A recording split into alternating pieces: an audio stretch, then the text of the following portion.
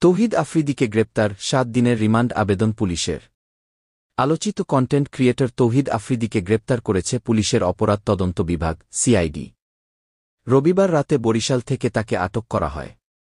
সোমবার সকালে তাকে ঢাকার চিফ মেট্রোপলিটন ম্যাজিস্ট্রেট সিএমএম আদালতে হাজির করা হয়েছে।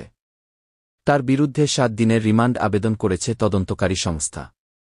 রিমান্ড শুনানি এখনও শুরু হয়নি। সিআইডির তদন্ত কর্মকর্তা মালিবাগ থেকে আদালতের উদ্দেশ্যে রওনা হয়েছেন এবং আদালতের সংশ্লিষ্ট শাখায় রিমান্ডের আবেদনপত্র জমা দেওয়া হয়েছে। ধারণা করা হচ্ছে শুনানি দুপুরের মধ্যেই অনুষ্ঠিত হবে। তৌহিদ আফ্রিদির বিরুদ্ধে যাত্রাবাড়ী থানায় দায়ের করা একটি গণহত্যার মামলায় সংশ্লিষ্ট থাকার অভিযোগ রয়েছে।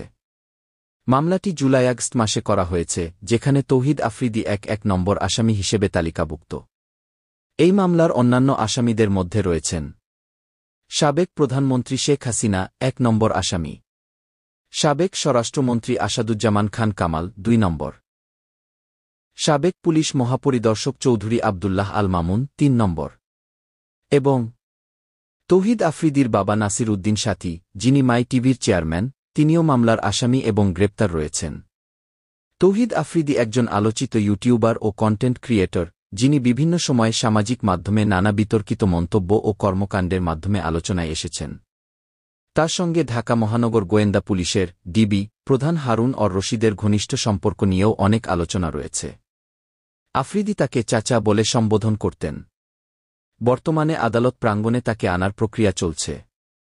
কিছুক্ষণের মধ্যেই রিমান্ড শুনানি শুরু হবে বলে আশা করা যাচ্ছে।